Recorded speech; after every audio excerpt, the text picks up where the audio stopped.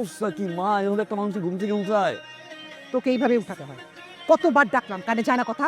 আমি তো বাপ পাঠা, স্যার এই ভাষা ছাড়া তার কোনো ভাষায় কথা বলতে পারো না তুমি? আরে পারি তো, দেখবি উল্টা খাস মা অনেকটি। ভালো আছে? সুপুত্র, এলাকার লাভার বয় ফাহিম। আচ্ছা, একদম অতিষ্ঠ হয়ে যাচ্ছি।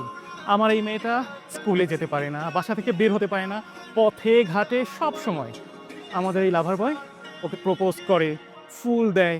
মা তুমি বলো তো, ফাইন ঠিক করছে তোমার সাথে? আন্টি, আমি যখন আমার বান্ধবীদের সাথে স্কুলে যাই তখন ফাহিম ভাইয়া রাস্তায় দাঁড়িয়ে থাকে আর আমাকে প্রতিদিন ডেকে ডেকে বলে উনি নাকি আমাকে অনেক ভালোবাসে।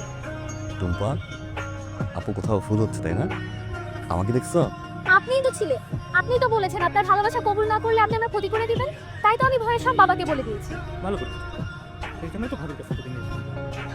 ছোট বোনের বয়সী মেয়েকে রাস্তায় অপমান করো, বের হওয়া বাসা থেকে।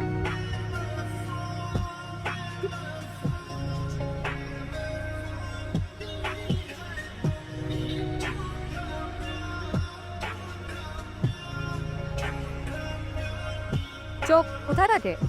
মেয়ে মানুষ দেখলে হুঁশ থাকে না, তাই না? হাত পা অটো চলে যায় ঢাকা খাওয়ার জন্য। দিন কোথাকার? নাম কি? আমার নাম Anika. Anika, love you Anika. What?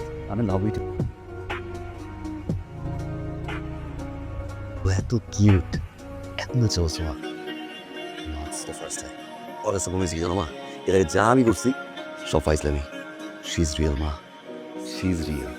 আল্লাহ তুমি রহম করো, এই একই কথা কতবার ফাইন। মা ট্রাস্ট মি, এটা রিয়েল। সব বেরো লাগে এই যে মারা একদম বাজে থেকে আমি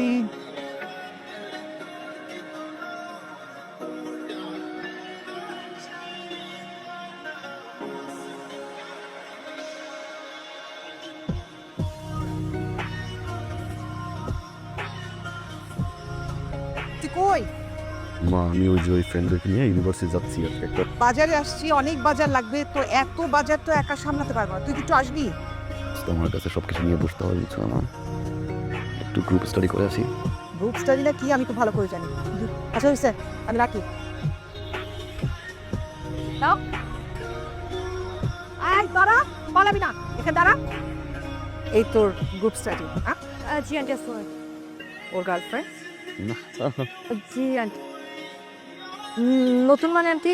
নতুন মানে হইতেছে আমার ছেলের এক মেয়ের প্রতি বেশি দিন মন থেকে না। স্বভাব হইল মেয়েদের মন ভাঙা, মেয়েদেরকে কষ্ট দেয়া, আর সেই মেয়েদের বাবা মার নালিশ আমাকে শোনানো। আমি ক্লান্ত মা, আমি চাই না তোমার বাবা মা আমার কাছে এসে নালিশ করুক, বিচার দিক।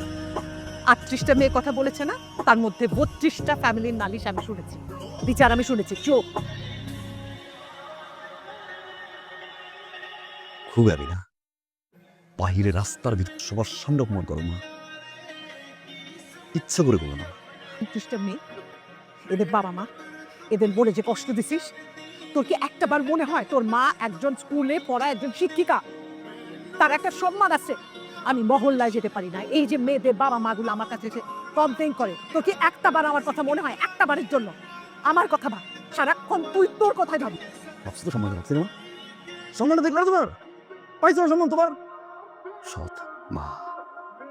আমি সৎ মাই ভাই, তাহলে তোর বাবা মারা যাবার পর উলে পিঠে করে মানুষ করছি না, এত কষ্ট করছি, সবসময় তোর চিন্তা আমার মাথায়, আমার ছেলের কিছু ভালো পায়। সৎ মাই যখন থাকবো না তখন বুঝবি। এই যে তুই সৎ মা, কেক নিয়ে বসে আসছো, আর ভাই সারাদিন বসে থাকবো ঘরের ভিতরে, কেক কাটবো, তোমার সাথে কাজ করবো, রান্না করে থাকবো, খাবার ধুয়ে দিবো, ঘর গুছাবো, ঘর পরিষ্কার করবো, এটা তুই চাও? আমার তুই চায় না কিছু, একটা বার ফোন চাপলে 50টা বার ফোন দিয়ে 50টা বার ফোন দিয়ে, আরে ভাই আমি ব্যস্ত থাকতে পারি নাকি? আমার তো মুড নাও থাকতে পারে। দেখ মাত্র ফোনটা কাটলাম, দেখ আবার ফোন দিছি।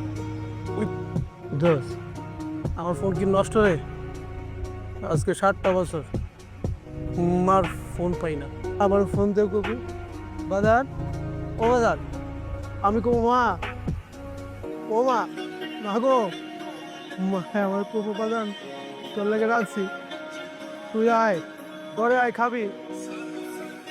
আজকে 7টা বছর আগে লাগে মারে মা করে রাখছে।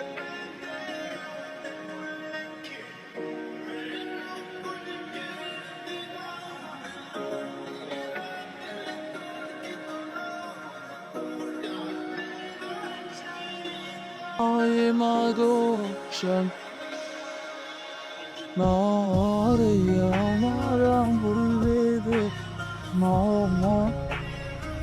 যে এখানে খাওয়া খেলে গেলি না, এমন একদিন আসতেছি চোখের সামনে গোলাপ না থাকবে, গলা দিয়ে নামবে না।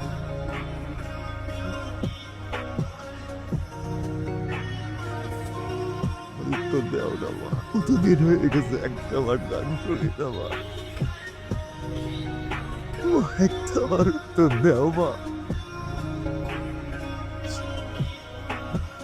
তুমি একটা বার তো দেও মা, আমি একা মা, তোমার জন্য একা হয়ে গেছি মা। আমার মাফ করে দাও মা। দেও মা, আল্লাহ আমার মারে দিল। আমি বুঝি নাই ওর মা। একটা কল দাও মা, মা আমি চোখে চোখে রিসিভ করবো, আমি আর কোনো কাটবো না, আমি আর কোনো দিন করবো না মা। একটা আমার ফোন দাও মা, আমার একটা আমার ফোন দাও মা। মা তুমি যাওয়ার যখন আমি তাকাবো, আমি বাইরে কিছু যাবো না মা, আমি বাইরে একটা নাও থাকবো না মা। মা মা আমি ভুল করছি মা, তুমি আমার মাফ করে দাও মা। আল্লাহ আমার মারি